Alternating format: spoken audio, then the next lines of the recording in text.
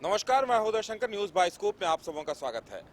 झारखंड का सियासी तापमान बढ़ता दिखाई दे रहा है। यूं तो मौसम का तापमान भी अपने चरम पे है। 40-42 डिग्री गर्मी पड़ रही है, सूरज की तपिश भी है और इसके साथ साथ आरक्षण की आंच में भी अब विपक्षी पार्टियां हाथ सेंकती नजर आ रही हैं। आरक्षण को लेकर जिस तरह से पंचायत चुनाव पर सियासत हो रही है, उसके बाद सवाल ये खड़ा हुआ है कि आखिर ये जो सियासत चल रही है ये किस मुकाम तक पहुंचेगी।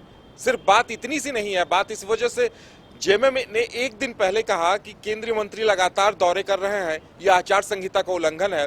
उसके बाद कांग्रेस ने भी कहा है कि अगर यही दौरे केंद्रीय मंत्री 1.5 महीने बाद करते तो राज्य सरकार की ओर से उनका स्वागत किया जाता। अब वाकई में सवाल यह है कि आखिर ऐसी बात क्या हो गई कि पहले जेएमएम और अब कांग्रेस केंद्रीय मंत्रियों के दौरे पर आपत्ति जता रही है। समझने की कोशिश करते हैं, हमारे साथ हमारे संवाददाता मदन है। मदन, पहले जेएमएम और अब कांग्रेस ने कहा है कि केंद्रीय मंत्री बार बार जो दौरा कर रहे हैं वो कानून का उल्लंघन है, आचार संहिता का उल्लंघन है। देखिए, अब सीधी तौर पे ये कह लें कि पूरी तरह से अब आरक्षण को लेकर के सियासत खुलकर सामने आ चुका है और इसीलिए कोई पीछे नहीं रहना चाहता है। जैसे जेएमएम की तरफ से पहले बीजेपी पर आरोप लगाए गए कि अब केंद्र के द्वारा इसको मॉनिटरिंग किया जा रहा है, केंद्र के मंत्रियों का दौरा हो रहा है और उसके बाद वो पंचायत चुनाव को प्रभावित करेंगे। इसके बाद कांग्रेस ने भी मौका नहीं छोड़ा और तुरंत प्रेस वार्ता करके अपनी मौजूदगी दर्ज करा दी है कि सच में हाँ, अगर बीजेपी के केंद्रीय मंत्रियों का दौरा होता है तो बस इस चुनाव को ही सिर्फ प्रभावित किया जाएगा।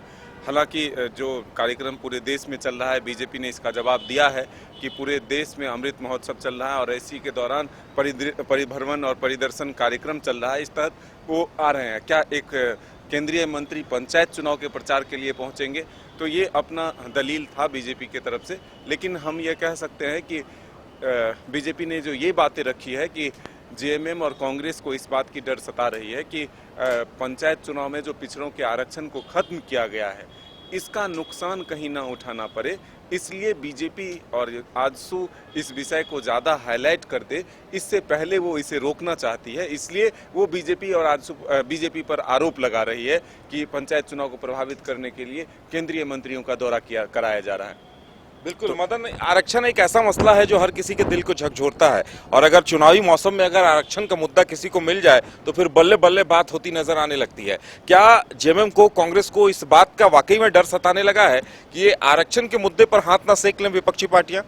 देखिए, अगर आप पूरे प्रकरण को देखें और पंचायत चुनाव को देखें, पंचायत चुनाव लगभग काफ़ी समय बीत जाने के बाद हो रहा है, काफ़ी देरी से यहाँ पर हो रहा है। हालांकि उसकी वजह कोरोना बताई जा रही थी, लेकिन जो हाल के दिनों में हुआ है ये मामला सामने आया कि केंद्र के द्वारा यह सूचना दी गई थी कि अगर आप पंचायत चुनाव नहीं कराते हैं तो जो ग्रामीण विकास के मध्य में जो पैसे आते हैं वो रोक दिए जाएंगे और इसीलिए आनन फानन में चुनाव की प्रक्रिया को पूरा करने की कोशिश की जा रही।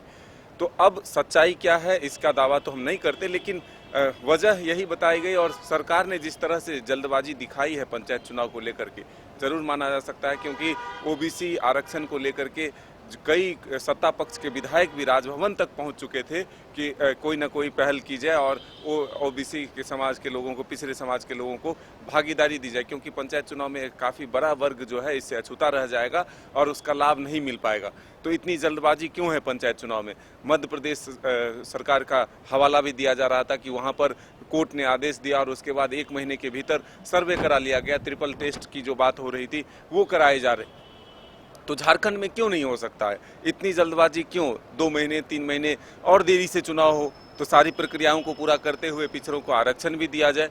तो अब जो पहले से भी आरक्षण मिल रहा था उसे भी समाप्त करने की बात जो सामने आई है, ऐसे में जो पिछड़ा वर्ग है ओबीसी राष्ट्रीय मोर्चा उसके तरफ से भी यह कहा जा रहा है कि हम जो है इसके खिलाफ एक आंदोलन करेंगे, सड़क पर उतरेंगे, जनप्रतिनिधि के बीच जाकर के बातचीत करेंगे कि आखिर ऐसा एक बड़े वर्ग को क्यों नज़रअंदाज किया गया। साथ ही जो आने वाला चुनाव है, चाहे वो लोकसभा चुनाव हो या विधानसभा का चुनाव हो, उसमें हम जरूर राजनीतिक पार्टियों को बताएंगे कि हमारी मौजूदगी कितनी है, हमारी ताकत क्या है। तो अब इन सब के बीच जो सियासत है वो सिर्फ आरक्षण को लेकर के ही पंचायत चुनाव में घिर रहा है, क्योंकि ये दलीय आधार पर चुनाव नहीं हो रहा है।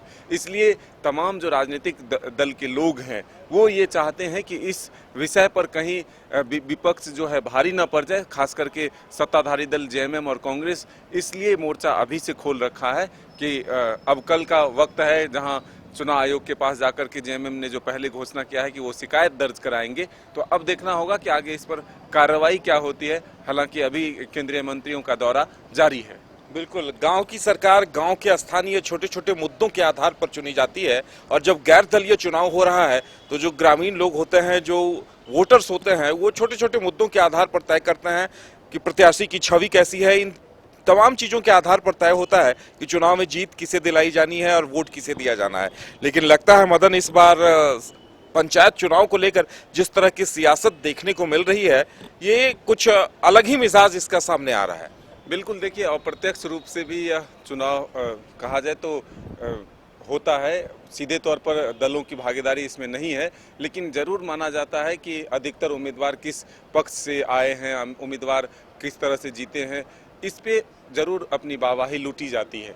तो अब जब दलीय आधार पर पूरी तरह से यहाँ घोषणा नहीं हुआ है चुनाव को, तो ऐसे में तमाम जो राजनीतिक दल है वो ये जरूर चाहता है कि अधिक से अधिक भागीदारी हमारे लोगों की हो, ताकि जो आगे चुनाव है उसमें हम मजबूती से अपना बढ़त जो है वो बना सके, आसानी से अधिक सीटों को हासिल कर सके।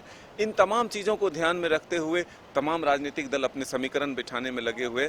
इसी के आधार पर, जातिगत आधार पर, आरक्षण के आधार पर, वोटों के आधार पर ये लोग कैलकुलेशन करते हैं चुनाव को। तो पंचायत चुनाव को भी इसी आधार पर मापा जा रहा है कि आखिर किस वर्ग के लोगों को ज़्यादा रिझाया जाए, ताकि आने वाले चुनाव में उसका सीधा लाभ मिल सके। वाकई में ये देखना दिलचस्प होगा कि जो पंचायत चुनाव हो रहे हैं, इसमें जिस तरह से कांग्रेस और जेएमएम केंद्र पर और झारखंड की जो विपक्षी पार्टियां हैं उन पर आरोप लगा रही है कि वो जानबूझकर दूसरे मुद्दों को हवा दे रहे हैं, या केंद्रीय मंत्रियों को बुलाकर आचार संहिता का उल्लंघन किया जा रहा है। लेकिन वहीं बीजेपी का कहना है कि ऐसी कोई बात नहीं है, ये पूरे देश में हो रहा है।